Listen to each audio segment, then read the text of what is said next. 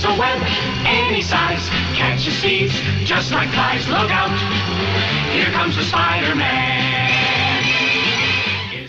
Welcome back, my fellow agents and our hellions, our believers. It is I, X7, your co-host of GD Explanations and your host of Zenorama, the podcast of heroes and monsters, GD Explanations of the podcast of, well, anything we really want to talk about. Today, I'm going to be reviewing or giving some thoughts, hopefully without spoilers, but thoughts on Spider-Man: Brand New Day, the newest Spider-Man movie, the fourth starring Tom Holland, and what I thought about it. But you know the drill. Please like, share, subscribe, leave me a comment.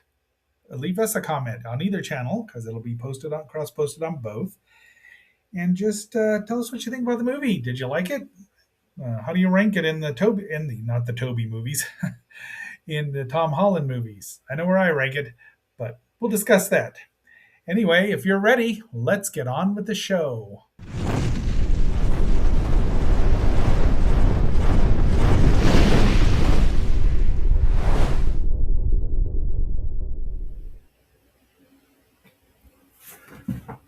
Welcome back. I wish I was able to swing into the frame there, but I just wanted to get a good shot of the backdrop. I'm super pleased with that since we are reviewing Spider-Man: Brand New Day, which just got released, and I saw it yesterday. Yesterday being August 17th, 2026. So it had been out for about a week or so, I think, maybe 2 weeks. I don't remember. I'm wearing the Japanese Spider-Man shirt here because it's the only these are like the only two non-DVD or Blu-ray stuff of Spider-Man I have. I do have 2 out of the 4 now, Tom Holland movies, 2 of the Tobey Maguire movies, and none of the Andrew movies. Not his fault, but I should really watch them sometime. I have watched all of the Tobey movies, but as I dislike Venom as a character, well, so be that as it may, the movie is great. I really, really enjoyed it. I was a little worried with all the all the characters I saw. Didn't, I avoided the trailers. I avoided the spoilers for the most part. I was a little annoyed when I found out that the first apparent villain, who she was, but that once I figured out, oh yeah, it's the old secrets government project trying to make sure that they have a way to take care of superheroes in case they go rogue. And yes, I am using that right. Spoiler alert. I mean, by now, if you haven't seen it, well, anyway, it was predictable. I mean, especially when you got Dr. Banner involved. Apparently, the spell cast from the previous movie only worked then. It did. And people can find out that Peter is Spider-Man or remember, and it won't cause the spell to unravel. It's been 4 years since that time frame, which was good. Toby, I don't know why I keep calling him that, but Tom has matured both as an actor, and he is a good actor. I think he's a really good actor. He's a great Spider-Man, and he looks more mature. The whole cast, the big 3 returned. We do get cameos by others, memories, but still new footage. One of the missing things was no J. Jonah Jameson. This movie literally features your friendly neighborhood Spider-Man, and that made my heart warm a lot because you get tired of Spidey being chased all the time or what have you. That was one of the good things. Jean DeWolf being there scares me a little bit because I know what happens, but it happened in the comic book. But she's a great character, and I suppose they didn't even mention the Bugle. One of the drawbacks I had is how was Peter making any money to pay for his apartment, or such as it may be, and who was he working for? Was Jean DeWolf giving him a stipend or something? Because she was on very friendly terms with him. Nobody still knew that he was Peter, although that changes by the end because that's part of his story arc as well as MJ's and Ned's. and so that's really good. And you know, I'm not a big fan of the Punisher. I don't think that's a surprise that he's in it. But I like this Punisher, and this is, it's the same way that Superman made me like Guy Gardner. I appreciated that, so I like this Punisher. The other villains that they show up are just pretty much cameos. Scorpion got a bit of extended time. He was not in his green suit, which was kind of sad, but a very minor quibble. And Hammerhead, I don't know which one the other one was. He was in it for like 30 seconds. Uh, this uh, this Spider-Man is confident and strong, but very unhappy. And again, it was very predictable once you kind of piece things together, especially when, spoiler alert, yeah, I'm going to tell you, Jean Grey was involved, and that was because she's a telepath and a very powerful telepath, as we all know. And I was a little worried here, but fortunately, I think she was at the end of the movie was on her way to upstate New York.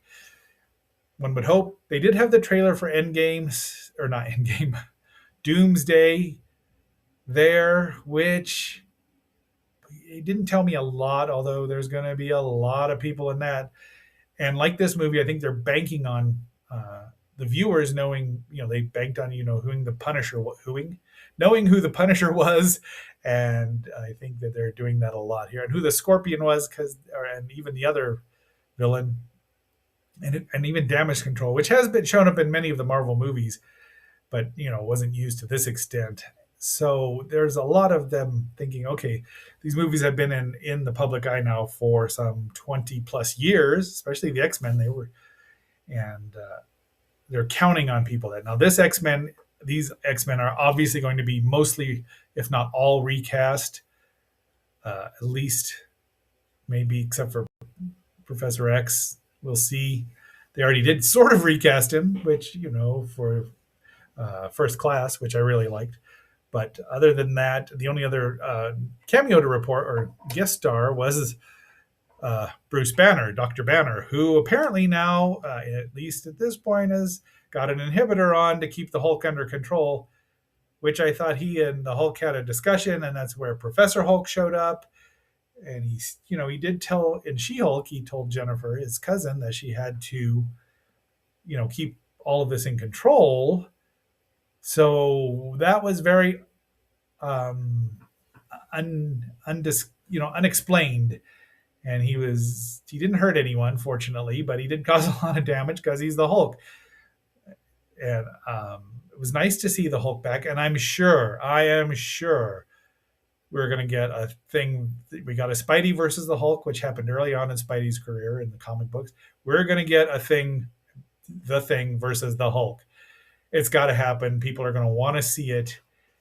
And if they're smart, they won't give it to us the way we think we're going to get it, which, Hulk smash and the Thing having to use his brain power, because they did that so much in the comic books. Like, oh, we need a story. Let's just throw the Hulk and the Thing together. That'll work. And they did a good job, but the Hulk smash Hulk is really a dull character because, he's just not the childlike Hulk. I like him a little smarter. The recent Avengers cartoon, not United They Stand, but the other one did it a lot better, giving him, he could be friends with other people. He was cognizant of who he was and what he was. Anyway, I digress. So I'll be interested in seeing where that goes for sure, because they really didn't tell us why. Now, it could be that the Hulk is not happy never being let out. I can understand that. So overall, I really liked the movie. I don't think it was quite as good as No Way Home, but almost. It was almost as good. And it was 2.5. It's 2.5 hours long, which is really long. They could have made all the last two movies, into 4 movies. I would have been okay with that. And other than that, I mean, I would have liked to have known why there were no other superheroes in New York at the time. I mean, I'm sure that some are retired, but Hawkeye's based there. Daredevil's based there. And I know it was nice to, the Black Widow was in it, and Spidey has always had a fraught relationship with the Black Widow, mostly Natasha Romanova. But be that as it may, but I love Yelena, and the actress that plays her is just one of my favorites at this point in time. So that was a lot of fun in her office. Rules. I really like that. They're still calling herself the New Avengers. I've just started watching the new Captain America movie. Not so new, and I'll get to the Thunderbolts. So, but I really like her as a character, the new Black Widow. It works for me. All right, well, that's it. I'll show you my review here with the Xenocubes momentarily, but I hope you enjoyed the movie as much as I, to paraphrase Baylock from the Corbomite Maneuver. Spider-Man, Spider-Man, friendly neighborhood Spider-Man. Wealth and fame, he's ignored. Action is his reward to him. Life is a great big hang-up. Wherever there's a hang-up, you'll find the Spider-Man. All right, my fellow agents, our fellow believers. I give this 6.5 Xenocube rating. It's really close to being wonderful. Now, keep in mind, I am in no way objective about Spider-Man. So it doesn't take a lot to make me happy with Spider-Man. And at the end here, I'm going to show you a show I even like. I should have used the Japanese Spider-Man opening, but we'll get around to that at some point. And until that next assignment, which is coming up momentarily, I don't know whenever you're watching this, but this will go up on GD Explanations first. So until that next assignment, this is X7 signing off and phasing out for both me and Lilith Draco. And as she would say, commit to the bit. He's back, and he's ready for the adventure that will be the greatest challenge to all his powers.